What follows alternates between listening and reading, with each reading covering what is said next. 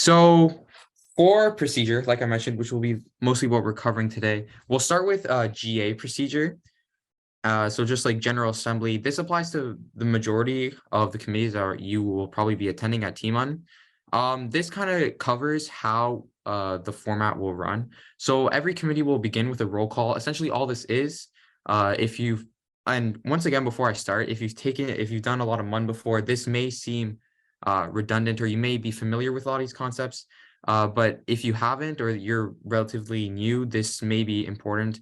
And also to note that a lot of conferences have different types of like formats in the way they uh, the flow of the conference. So this might be slightly different than other conferences you attended. So it's still relatively important that you listen. So for roll call, this is just attendance taking. You can either be present and voting. And what's important is that these two distinctions are very important later when it comes to voting, because if you are present and voting, you will have to vote on working papers or resolution papers, things like that. Compared to present, you can just pass rather than voting for or against. And then after roll call occurs, you would motion to open the debate. And that kind of begins with all the primary speakers list, secondaries, moderated caucus, stuff like that, which will follow. So for a primary speakers list, you open this by simply saying motion to open the primary speakers list. Like any other motion, you would raise your placard, and when the chair picks on you, you would speak, and you'd be put on this list. And essentially what this does is you just talk about which topic you want to cover first, because depending on your character or your country, you may value certain topics over other topics, depending on your views on these specific topics. And then afterwards, you would motion to set an agenda, topic A followed by topic B, or vice versa. Next is the secondary speakers list, and this is like individual speeches about this chosen topic. And so you motion to this by saying motion to open the secondary speakers list. And what this does is you kind of go into more detail about your exact views on the specific topic that was chosen to speak to talk about first. And you kind of say your views, what your country's done in the past, things like that. So you put yourself out there. This is, again, slightly different than the primary, where you're essentially convincing which topic to begin with. This one, you're going more in depth on a specific topic.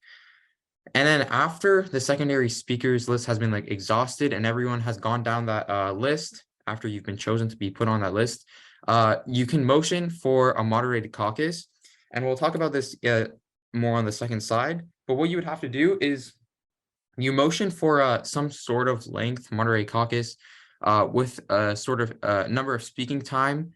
And you have to mention the specific topic that you would like to discuss. So this is not the general topics of the entire committee, but okay, so like let's say your committee topic is like disarmament or something. One of the more specific topics for moderate caucus would be like solutions to like disarmament or things like that, right? It's more specific, and these speaking times are just for the individual speaker and how long you want this entire moderate caucus to last. So it's pretty straightforward. So like I said, you move into the moderate caucus, and this is where most of the debate happens. And this is where the majority of, I guess, conference time will be spent, or maybe not majority, but at least half will most likely be during the moderate caucus for GAs at least. And once again, you just have to raise your placard, which you'll be given, and once you're chosen, you just are able to speak and provide your opinions, your ideas, solutions, debate others when you have certain conflicts about certain views or certain solutions to certain problems. That all happens in a moderate caucus. Now, what typically follows after is an unmoderated caucus. And what this is typically used for is to draft resolutions. And you motion for this by saying a motion for a certain amount of time, unmoderated caucus. And what happens is that it's almost like you guys can all freely speak. There's no set rules. There's no chair that's telling who speaks in what order, things like that. you're just all able to freely speak. And this is also a time where you typically see block formations forming. So people who have similar viewpoints, ideas, or their characters may share certain like the same opinions. They start to form blocks, and then they start to form these resolutions together as these blocks. And moderated caucuses and unmoderated caucuses, it's not like they can go back and forth, right? Because typically you might have like a few 10-minute moderated caucus, maybe another 15-minute unmoderated caucus afterwards, and then you would go back to moderated caucus once again. So it's not super linear, as we will even see later on. These they interchange, right? They don't go in this exact order all the time, but generally this is what occurs. So after unmoderated caucuses, or after a certain amount of time that you like receive to draft these resolutions, they start becoming into more of like these working papers. So what they are, and I'll cover them more in depth in the like later slides. What a working paper actually is, because I've been mentioning this a bit, their goal is to solve a certain problem that is shown within the topics for this committee. You have to solve a certain situation, whatever that situation may be, because I know we have great committees here at Timon. So there's various different topics to cover. And obviously there's various different solutions you have to look for. And when you enter this phase, what you want to do is you want to eventually, once you're done your working paper, you would want to present it. And this is where the sponsors would typically present. And to motion for this, you would just say motion to present working paper, and then insert your whatever title you put for that paper. And afterwards, after the presentation, typically what follows is like a question and answer period, or you could have many different ones. You can have, it doesn't have to be a Q&A. It could be 2 for, 2 against, which are like 2 people that support the working paper, 2 people that oppose it. There's a few other ones we'll go into detail later on as well. Like there's many different ways after a presented working paper, like what occurs next for GAs. And those details we'll cover in later slides. So afterwards, obviously this now comes to voting. But you can also, before voting, there could also be amendments, right? So you can motion to open an amendment period, and you can essentially what this does is that if you majority, like most of you agree, or you personally agree with most of what is on this working paper, you agree with most of the content, but maybe there's this one clause that your country or character does not agree with or sees as a sort of conflict, something like that, right? And you want to change it. And otherwise, if that's changed, you would be fine with voting for it. That's what an amendment period is for you to submit these sort of amendments. And we'll cover this in more detail, again, in later slides. And after this is done, or this, I guess, could theoretically be skipped as well if your committee chooses to do so, you would enter a voting period. And this is essentially when working papers get voted on, whether they pass or they don't pass to become resolution papers. And you see this little arrow. All this really indicates is after this is done, this is all done for each topic, right? So this whole cycle repeats itself all the way back for the second topic, right? So then you get another round of resolution papers. You get these new moderated caucuses, new unmods. So you get this new discussion that's occurring as well, right? So it's a cycle. Now, crisis procedure. Now, if you're looking at this slide, you may realize that this slide does look very familiar to previous slides. And if that's what you're thinking, well, you are probably right. This is actually the exact same slide as the one we showed for the GA one. But if you're as cunning as I am, you would notice that actually this has been striked out. The primary and secondary speakers list has been striked out. And there's a reason for this.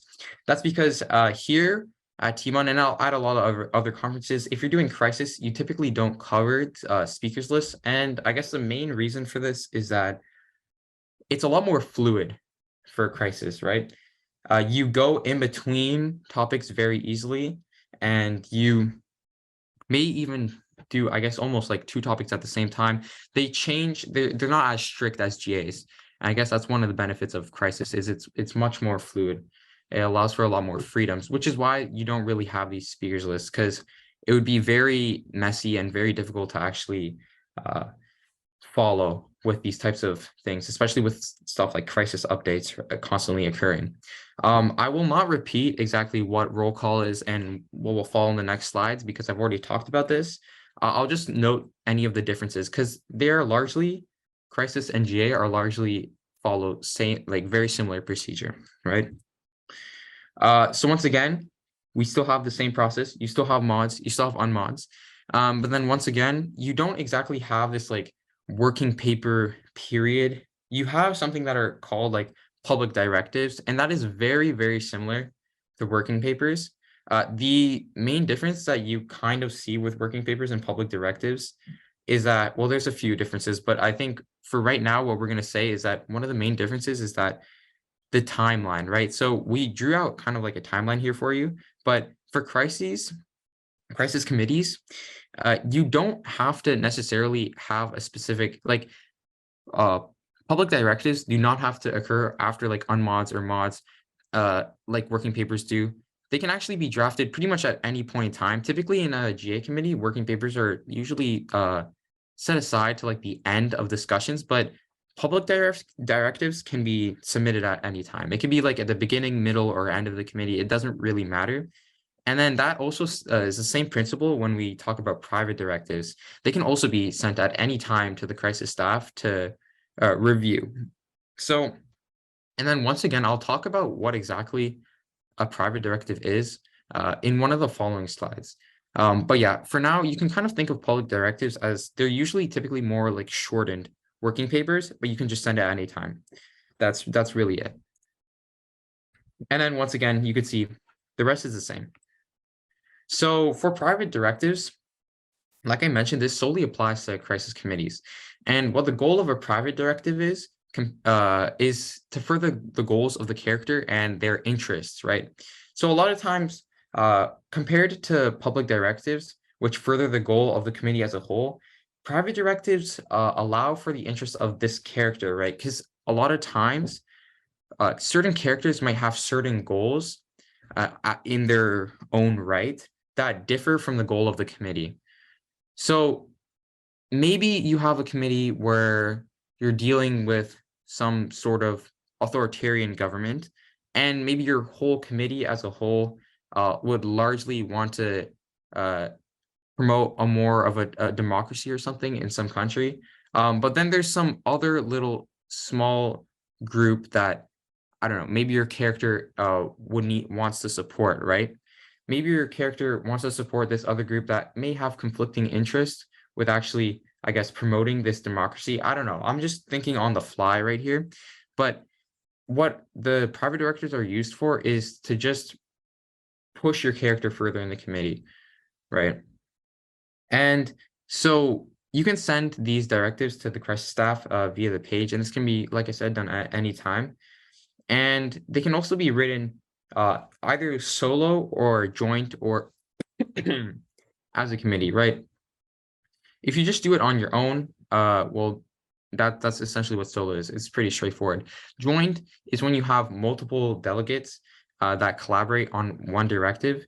And this is actually very beneficial because each character, they don't exactly have powers, but they have certain resources, they have certain experiences, certain abilities that you can call that allow for more progress to be done if you work together, because there's more organization on how these resources can be exactly allocated to achieve a certain goal within these private directives, right? And you also typically see this with like people who have common interests. Like a lot of blocks would maybe send joint private directives in order to further their interests as a specific block, because certain blocks also have different goals than maybe an individual character or the committee as a whole, right? So, and then lastly, these committee private directives, which can be written by one or two delegates, but approved by the whole cabinet and furthers the entire cabinet's objectives or the entire committee's objectives. That's kind of similar to what I'm going to be talking about, right? Oh, not yet. This is an example of a private directive. Before I talk about public directives, as you can see, there's a few things you'll realize is that it's very short. There's no preambulatory clauses, unlike you would something you would see in a working paper. And the details are very specific. Typically, you want to give like numerical details, right? Exactly like how many, I don't know, how many tanks, I guess. That's just an example I'm thinking of off the top of my head you would need, right? You don't want to just say some like tanks plural. You want to put a number to it, right? Because you want to be really clear and to the point. And what you can also notice is like usual, like typically you have a title, you have your sponsors, and you notice these are only operative clauses. And you also would see that you don't really need to do any of that fancy syntax that you typically see on like working papers. It's very straight to the point. And you don't see a lot of subclauses either because it's just simply unnecessary. You just want to get things done. You want to get it fast because you're going to be sending likely a lot of these. And you also, another thing is that you want to send multiple private directives out because there's a decent chance, there's a certain likelihood that a lot of them will not pass, or not a lot of them. It depends on what exactly you include, of course, because that'll be judged by the crisis staff on whether they should pass this private directive or not. But generally, you want to send a few of these out just so you have a certain amount of number that just from a probability standpoint, right? You would have more likely for some to pass if you send more out, right? That's pretty straightforward, but that's some of the reasoning why it's so short, because you send a lot of these, right? And it's also difficult for crisis staff because a lot of these will be coming in. They don't want to read like 10-page private directives. And additionally, that would also just take up a lot of time, right? You want to use your time as efficiently as possible. Now, onto public directives. So for the sake of simplicity, we're just going to say that actually public directives, you can kind of think of it as like a crisis version of working papers compared to like the GA working papers or resolution papers. And the goal of this is to solve the topics presented in the background guide. And for these sorts of papers, there's a certain quorum that's required to present a working paper. And what this exactly means is that there's a minimum amount of people that need to sign as signatories and sponsors. Sorry, I apologize. Before the chair will let you present the working paper. And additionally, I want to say that there's also a maximum amount of sponsors, not signatories, because you can theoretically just have pretty much your entire committee become a signatory if you wanted to. And that happens in conferences, but there definitely is a certain limit to the amount of sponsors. And all of this is determined by how many individuals you have in your committee. So this will constantly change. There's no set number. Now, for working papers, they're done, or working papers are done primarily during unmods. Once again, public directives can be done anytime. And sponsors are the ones who are typically in charge of the majority of the typing for the document or majority of the writing. This is not a set rule, right? This is not set in stone, like having a quorum. That is a rule, but this is not exactly a rule. This is just what typically happens. Sponsors are typically the ones that draft most of the resolution, which is why they're sponsors rather than signatories. But it doesn't have to be true all the time. So what does these types of papers include? You heard me saying earlier that private directives don't have like that annoying syntax. Well, these papers do. What this means is like, this is just one example, is underlining or bolding key phrases. Just an example, you might see something like urges the African Union to like something, something, something. You see how that first keyword, and it's important to use these keywords as well. And also how you use these words matters a bit. And you'll see this more what I'm talking about in the example. So another thing it includes is preambulatories. And what this fancy word just really means is it gives justification or reason for your actions. And this is seen at like the top of your resolution paper. Next is the operatives or the operative clauses. And these are the specific details of these actions, right? And you also have, of course, a sponsor list, a signatory list, and then you have a title, a name. You have to say what committee this is for, what topic you're addressing, things like that, right? That's pretty much it. And this is important to note. Many people don't realize, or maybe not many, but you may or may not realize that signatories can sign off on multiple working papers, which means if you you can be a signatory for, I don't know, like 2, 3 papers. You don't have to be just a signatory for one. But sponsors cannot be sponsors for multiple papers. However, they can also be signatories on other papers, right? So if you're sponsor, you can also be signatory for another paper. That's completely fine.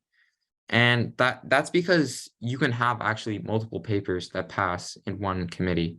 And I'll talk about this later into when it comes to voting and things like that. Okay, and this is just an example. This is only 3 pages. I think this paper was like about 5 pages long. And once again, the length of these resolution papers can vary greatly. It can be, you probably won't see anything less than 2, but it can go from like 2 to, I think one of the lengthiest ones I've ever seen were maybe like, I think it was like 12 pages. Of course, it doesn't have to be that long. Like that's more of the extreme end. But yeah, it's also not about length. It's about the content and the quality of the paper itself. So this is just an example from one of the previous conferences I've been at. It's not the most ideal example, but it definitely gets a point. The point of what I'm trying to make, right? You see at the beginning the preamps, then you see all of these. Page 2 and 3 are just purely operatives. You see that also a little bit at page 1. And you see all of the subpoints as well. Just a small note, you also don't want to include, like, you may see here that there's a lot of subclauses in this little area right here. You probably don't want to do that. It's better to just reduce as many subclauses as possible because it gets annoying at a certain point. So yeah, just aim not to do that. But this is something that your resolution paper may or may not look like, just so you get like an idea of what it should be. And amendments to working papers. So amendments, I mentioned this earlier, it just changes specific operative clauses to be more acceptable for the larger committee. And what this means is that amendments, I mentioned they can be changes to clauses, but what they can also be is you can just strike an entire clause. And all that means is that you just want an entire clause to be deleted from the resolution paper. So delegates during this period must write their amendments, and they'll be later introduced to the entire committee by like a chair, most likely, at the end of this amendment period. And what ends up happening is that once these amendments are announced, they can either be friendly or unfriendly. So what this means is that like a friendly amendment occurs when all of the sponsors unanimously agree to accept the amendment. And in that case, if that occurs, then the amendment just passes and we move on to either voting or more amendments. And then if it's unfriendly, then that means there's certain disagreement between sponsors, maybe half agree, half disagree. And this leads to a vote to be conducted by the general committee, whether to accept or deny the amendment. And once again, this, I believe, just uses simple majority when it comes to like this type of voting. Now, voting procedure. So this occurs after the presentation, amendments, 2 for, 2 against, Q&A, and anything of that nature. And one thing I want to note is, remember that multiple position papers can be passed at one like sitting after one topic. And the reason for this is sometimes you have papers that are divided in such a way that maybe this one resolution paper specifically targets this one area. Maybe it's like education or something, and they do a very good job at doing that. And maybe another paper targets a specific area of like protecting children or something like that, right? It's two very different topics that are kind of being covered, but they interconnect because they have like the same goal, I guess, of helping children, right? One is through like education, one's through like actual I guess like physical protection, right? So sometimes you have these types of things that allow that you want to have these two papers passed because they complement each other. I just realized, okay, 1 second. There are some people in the waiting room that have been waiting, and I just realized I did not admit them. 1 second.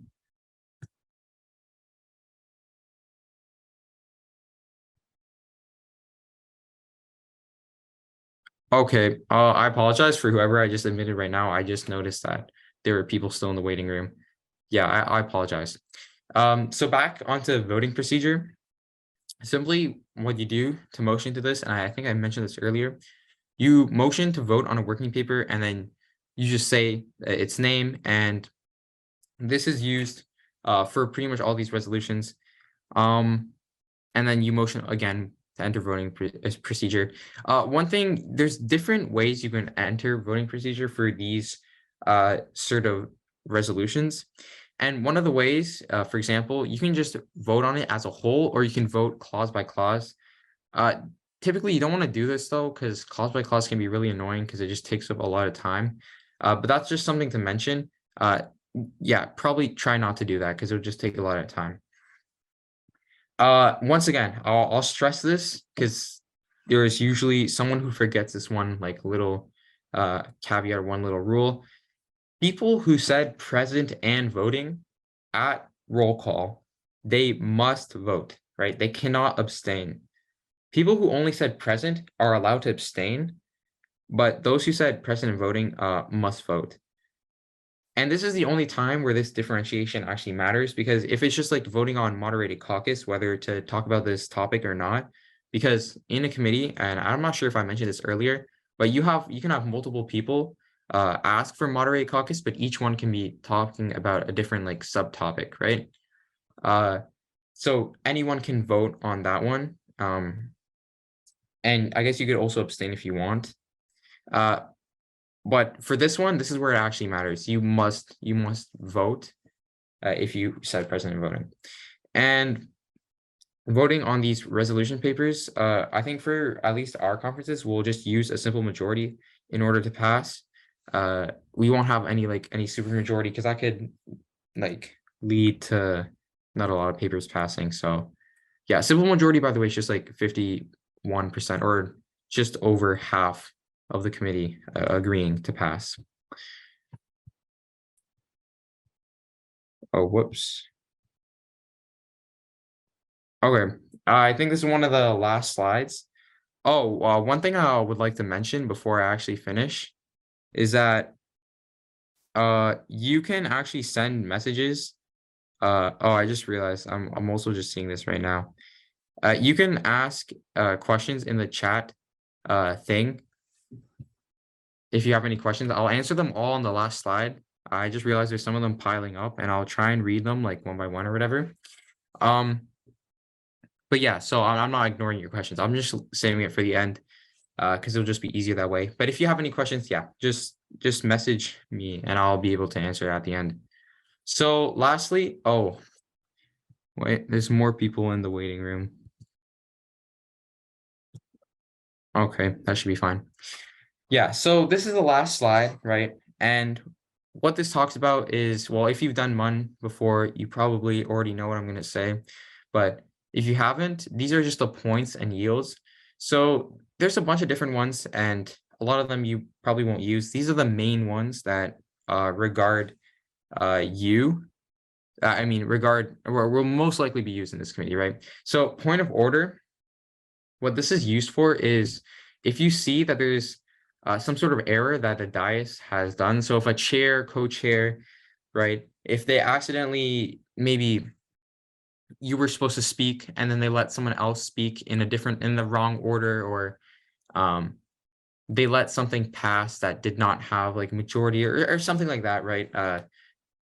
Typically be like more of a small mistake, right? If you want to just point that out, you can raise your placard, say point of order, and just tell them that, and that should fix any sort of discrepancies. That's when the point of order is being used. And then for point of inquiry, this is just to ask a question or clarification in case, sorry, in case you're confused on some sort of procedure, right? So if you're not exactly sure, maybe what happens after, let's see, like primary speakers list, right? If you're in a GA, you don't know what happens after, and you say point of inquiry, the chair might just say, oh, we move on to like secondary or something like that, right? That's when point of inquiry is used. And then point of privilege or point of personal privilege, they're the same thing. Also, point of inquiry, you might hear point of clarification. They're also the same thing. So point of privilege, this is used to just say your point on something that's discomfortable to you or obstacle in your debate. So what this really means, this is not like typically used very frequently. Um, I'm trying to think of an example when you would actually need to use it. Uh, I don't know. Okay, here's one example. What if you're like very, very, very thirsty and you cannot speak without any water and you just needed to get a glass of water? I guess you could just use point of privilege or point of personal privilege. One thing I want to clarify though is that many delegates confuse this point with just like asking to use the washroom. As far as I know, and as far as many other conferences are concerned, you don't actually have to like ask to use the washroom, right? Because that just like it slows down the committee a little bit, and also we're not really allowed to say no. But don't like abuse this rule, right? You can just leave if you need to use the washroom, but you have to be back within obviously a reasonable amount of time. And if you're not, we'll have to like send a team to hunt you down, which is obviously not ideal. So don't abuse that power. But once again, you don't have to ask to use the washroom. You don't have to use point of privilege to use the washroom. That's the one thing I would like to add. Now on to like the yields. So these yields, they just occur at the end of your speech, typically after the end in a moderated caucus. And also they're used when you have maybe 5 seconds or 10 seconds, 20 seconds left on your clock that you can't just like let hanging in the air, right? So you're gonna have to yield it to something. So here are essentially your options, right? Firstly, the most common one is you just yield your time to the chair. And that's kind of the default. And it's just a formal way to just say like, okay, here's a little bit of time extra. I'm done my speech anyway.